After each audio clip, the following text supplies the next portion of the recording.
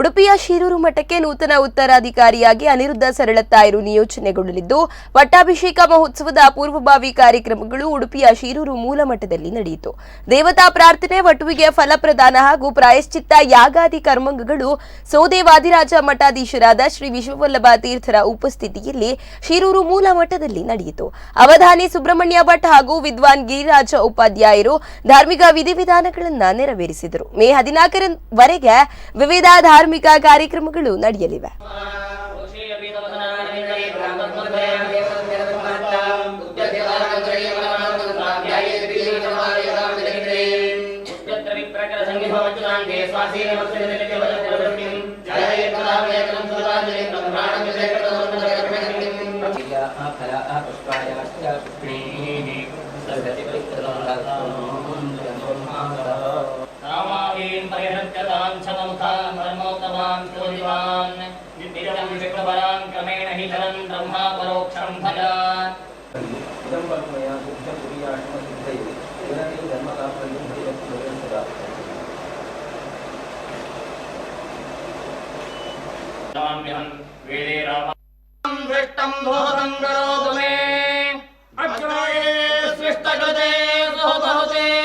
प्रायश्चित्ताहुतेन